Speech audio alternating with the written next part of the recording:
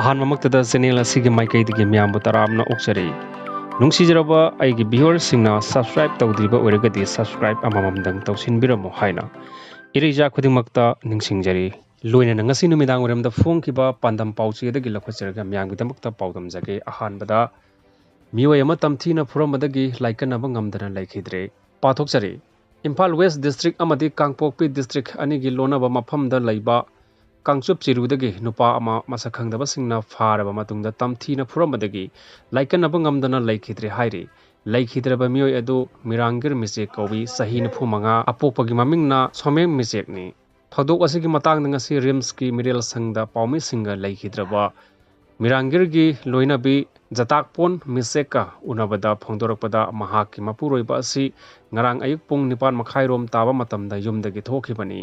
ꯑꯗꯨꯕꯨ ꯐꯅ ꯊꯦꯡꯂꯕ ꯐꯥꯎꯕꯗ ꯍꯜꯂꯛꯇꯕꯗꯒꯤ ꯊꯤꯅꯔꯤꯉꯩ ꯖꯩꯔꯛꯇ ꯅꯨꯃꯤꯗꯥꯡ ꯄꯨꯡ 9:30 ꯇꯥꯔꯛꯄꯗ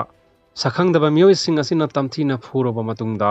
ꯈꯨꯜꯒꯤ ꯃꯩꯔꯥ ꯄꯥꯏꯕꯁꯤꯡꯗ ꯁꯤꯟꯅꯔꯝꯈꯤ ꯁꯣꯛꯂꯕ ꯃꯄꯨꯔꯣꯏꯕꯕꯨ ꯂꯥꯌꯦꯡꯅꯕ ꯔꯤꯝꯁ ꯍꯣꯁꯄꯤꯇꯥꯜꯗ ꯄꯨꯈꯠꯂꯛꯄ ꯂꯝꯕꯤꯗ ꯂꯩꯈꯤꯗꯕꯅꯤ ꯍꯥꯏꯔꯤ ꯅꯣꯡꯃꯒꯤ ꯁꯨꯔꯒ ꯆꯥꯖꯕ ꯃꯄꯨꯔꯣꯏꯕꯕꯨ ꯇꯝꯊꯤꯅ ꯐꯨꯗꯨꯅ ꯍꯥꯠꯄꯗ ꯆꯦꯟꯅꯕ ꯃꯤꯑꯣꯏꯁꯤꯡ ꯂꯩꯉꯥꯛꯅ ꯐꯥꯗꯨꯅ ꯆꯩꯔꯥꯛ ꯄꯤꯕꯤꯌꯨ ꯃꯤꯍꯥꯠꯄ ꯐꯥꯗ꯭ꯔꯤꯕ ꯐꯥꯎꯕ ꯃꯄꯨꯔꯣꯏꯕꯒꯤ ꯍꯛꯆꯥꯡ ꯂꯧꯈꯤꯔꯣꯏ ꯍꯥꯏꯅꯁꯨ ꯃꯍꯥꯛꯅ ꯐꯣꯡꯗꯣꯛꯈꯤ ꯑꯃꯔꯣꯝꯗ ꯄꯥꯎꯃꯤꯁꯤꯡꯒ ꯎꯅꯕ ꯑꯗꯨꯗ ꯁꯔꯨꯛ ꯌꯥꯈꯤꯕ ꯀꯥꯡꯆꯨꯞ ꯆꯤꯔꯨ ꯚꯤꯂꯦꯖꯗꯒꯤ ꯆꯤꯌꯥꯔꯃꯦꯟ ꯑꯦꯂꯦꯟ ꯊꯥꯡꯒ ꯑꯃꯗꯤ ꯃꯩꯔꯥ ꯄꯥꯏꯕꯤ ꯂꯨꯆꯤꯡꯕꯤ ꯑꯅꯩ ꯆꯥꯖꯤ ꯑꯅꯤꯒꯤ ꯃꯥꯏꯀꯩꯗꯒꯤꯁꯨ ꯑꯉꯥꯡ 4ꯒꯤ ꯃꯄꯥ ꯑꯣꯏꯔꯤꯕ ꯃꯤꯔꯥꯡꯒꯤꯔꯒꯤ ꯃꯤꯍꯥꯠ ꯑꯁꯤꯕꯨ ꯑꯀꯟꯕ ꯃꯑꯣꯡꯗ ꯀꯟꯗꯦꯝ ꯇꯧꯏ ꯍꯥꯏꯈꯤ ꯃꯤꯍꯥꯠ ꯑꯁꯤꯒꯤ ꯑꯆꯨꯝꯕ ꯐꯪꯗ꯭ꯔꯤꯕ ꯐꯥꯎꯕ ꯏꯃꯨꯡ ꯃꯅꯨꯡꯒ ꯄꯨꯟꯅ ꯈꯨꯠꯁꯝꯅꯗꯨꯅ ꯋꯥꯀꯠ ꯀꯌꯥ ꯆꯪꯁꯤꯟꯒꯅꯤ ꯍꯥꯏꯕ ꯋꯥꯐꯝꯁꯨ ꯊꯝꯂꯛꯈꯤ ꯁꯦꯟꯇ꯭ꯔꯦꯜ ꯐꯣꯔꯁ 6 ꯁ꯭ꯇꯦꯠ ꯐꯣꯔꯁ 8 ꯄꯨꯟꯅ 16 ꯀꯨꯀꯤꯁꯤꯡꯅ ꯏꯔꯥꯡ ꯍꯧꯔꯛꯄꯗꯒꯤ ꯍꯥꯠꯈ꯭ꯔꯦ ꯂꯩꯉꯥꯛꯅ ꯀꯔꯤ ꯑꯦꯛꯁꯟ ꯂꯧꯈꯠꯈ꯭ꯔꯕꯒꯦ ꯄꯥꯎꯖꯦꯜ ꯅ꯭ꯌꯨꯁ ꯁꯔꯚꯤꯁꯇꯒꯤ ꯂꯧꯈꯠꯆꯕꯅꯤ ꯄꯥꯊꯣꯛꯆꯔꯤ ꯍꯧꯈꯤꯕ ꯆꯍꯤ 2019ꯒꯤ ꯃꯦ 3 ꯍꯧꯗꯨꯅ ꯃꯅꯤꯄꯨꯔꯗꯒꯤ ꯇꯣꯉꯥꯟꯕ ꯂꯩꯉꯥꯛ ꯑꯃ तांदुना कुकी मिलिटेंट्ससिंगना हौरक्लिबा लान असिदा मिसम म्यामदगी हेंदोक्तुना स्टेट अमदि सेंट्रल फोर्स कया तोंगान तोंगानबा मफमसिंगदा कापतुना हाटख्रे स्टेट अमसुंग सेंटर लैंगाक पाइरिबा बीजेपी ना लुचिंगबा लैंगाक असिना तंपाकी मफम कयादा कॉम्बिंग ऑपरेशन चथादुना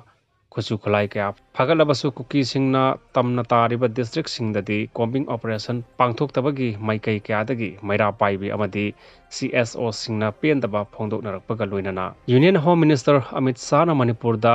सुचनरिबा कुकी मिलिटेंट सिंगना तालिबा डिमांड असी ओइथोकलोय हाइना फोंदोखरबनी अदुबु ngasi फावबा मखोइना लेप्तना तंपाकी मफम कयादा लंदारकपा लेप्त्री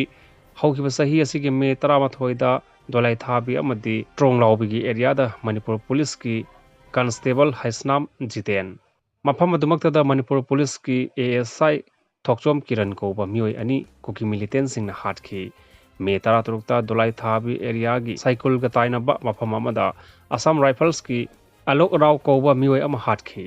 मे 19 दा सामगा 12 सुबा BSF की कांस्टेबल नरेंद्र कुमार जून 5 दा चुराचांदपुर का ताइनबा सिरौगी एरिया दगी BSF की जवान रंजित यादव बिष्णुपुर डिस्ट्रिक्ट की मनुंग चनबा क्वाथा वार्ड नंबर 9 दा जुलाई 8 की अयुक्ता IRB दगी मणिपुर पुलिस कमांडो दा लेबा पुखरमबम रणबीर अगस्त 3 की अयुक्ता सेंजम चिरांग दा कुकी मिलिटेंट सिंगना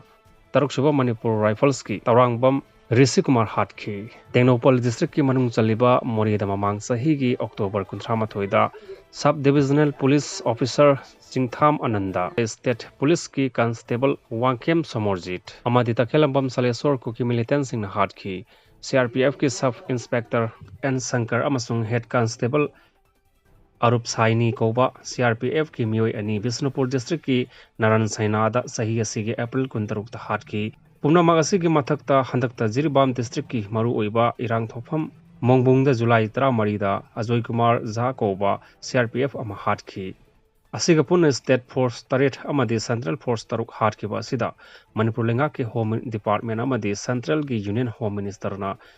करम्बा मिटिंग संगलिबगे हाइना माइकई क्यादगे हंगनरगली